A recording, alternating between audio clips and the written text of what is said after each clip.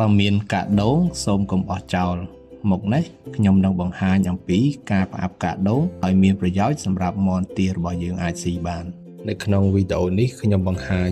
កាដូងចំនួនតែ1គីឡូក្រាមតែប៉ុណ្ណោះដោយសារតែខាងខ្ញុំពិបាកក្នុងការរកកាដូងអញ្ចឹងបើបងប្អូនមានច្រើនបងប្អូនគុណគូគ្រឿងផ្សំតាមតួលេខហ្នឹងមកឥឡូវយើងមកមើលគ្រឿងផ្សំនិងបរិមាណរបស់គ្រឿងផ្សំទី1គឺកាដូងចំនួន1គីឡូក្រាមស្ករសឬក៏ស្កររងូចំនួន2ស្លាបព្រាបាយឬក៏30ក្រាមអំបិលកន្លះស្លាបព្រាបាយឬក៏ប្រហែលនឹង10ក្រាមកន្ទក់ម៉ដ្ឋ2ក្តាប់ដៃហើយនឹងទឹកស្អាត1កែវតូចឬក៏100មីលីលីត្ររបៀបធ្វើទី1យើងលាយមេទឹកផ្អាប់សិនដោយយកស្ករសនិងអំបិលលាយជាមួយនឹងទឹកស្អាតចំនួនកន្លះកែវតូចហ្នឹងកូរវាឲ្យសព្វឲ្យវារលាយទៅជាល្បាយតែមួយសិនទី2យើងច្របល់គ្រឿងផ្សំនឹងចូលដោយចាក់កាដូង1គីឡូក្រាមនឹងចូលក្នុងចានដែកឬក៏សម្ភារៈដែលបងប្អូនបានត្រៀមហ្នឹងហើយរោយកន្ទក់ចូលច្របល់ល្បាយទាំងពីរហ្នឹងឲ្យសព្វគ្នាល្អហើយបងប្អូនសឹមយកទឹកល្បាយដែលយើងបានលាយខាងលើហ្នឹងយកមកលាយចូលជាមួយនឹងល្បាយកន្ទក់ហើយនឹង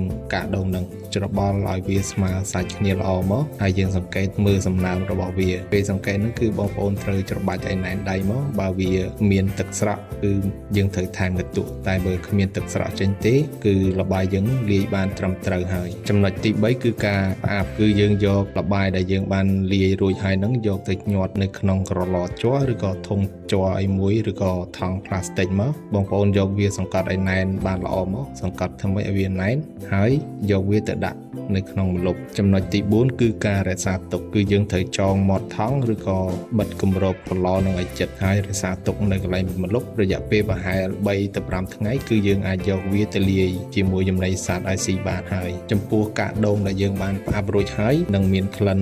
ក្រអូបជូរអែមបែបខ្ទិះដូងពេលយកទៅឲ្យមាន់ទាស៊ីគួរតែលាយជាមួយកន្ទក់ឬក៏ពោតកិនក្នុងបរិមាណ10ទៅ20% នៃចំណីសរុបបានហើយព្រោះកាដូងវាមានជាតិខ្លាញ់ខ្ពស់មិនគួរឲ្យមាន់ទាយើងស៊ីសុទ្ធច្រើនពេកនោះទេតើបងប្អូនចង់ឲ្យខ្ញុំធ្វើវីដេអូបែបណាទៀតសូម comment នៅក្នុងប្រអប់ comment ខាងក្រោមហើយបើពេញចិត្តវីដេអូនេះសូមចុច like ចុច share ចុច subscribe ឲ្យ channel របស់ខ្ញុំម្នាក់មួយផងបាទអរគុណ